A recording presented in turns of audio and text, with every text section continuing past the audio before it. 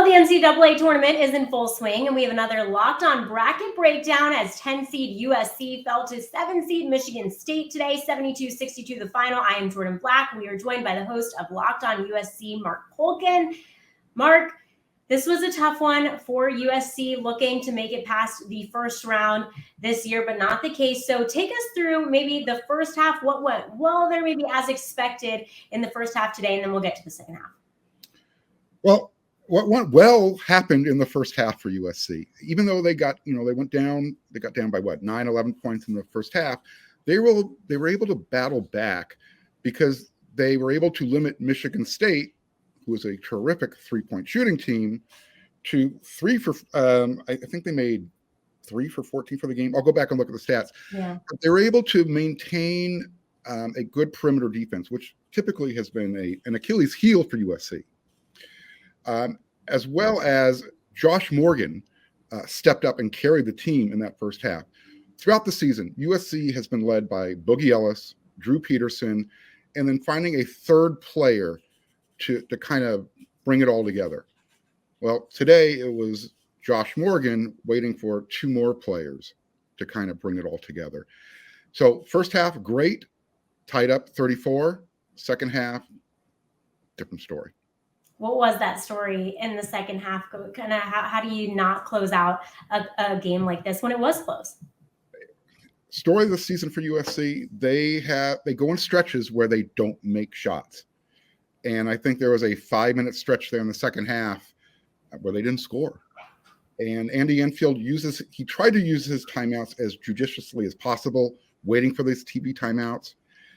But it got to the point where he had to, kind of get a little bit more involved than he wanted to. The players weren't able to find the rhythm. And again, you can't have your 2 senior leaders, Boogie and Drew, not contributing. And I think everybody else started to kind of tense up a little bit. The shots were short. You have players taking, shooting from the outside that typically aren't great from beyond the arc. So at that point, once USC wasn't able to figure out how to guard the paint, that's where Michigan State, and I think their physicality really took over. That's the big difference that USC is going to have to get used to when they actually transition to the big in 2024. Games are officiated a little bit differently in the Pac-12 than what they're accustomed to. What does USC have to do moving forward in the next couple of years to get over that hump, back-to-back years now, not getting out of the first round? How do they get out of the first round and kind of move past this hump? Well, they've got who's been called the #1 high school recruit in the country coming in next year. He's a true point guard in Isaiah Collier. So that is going to be a huge help. They tried to use Boogie and Drew in the point guard role this year, but neither one are really true point guards. They're more of lead guards, facilitators.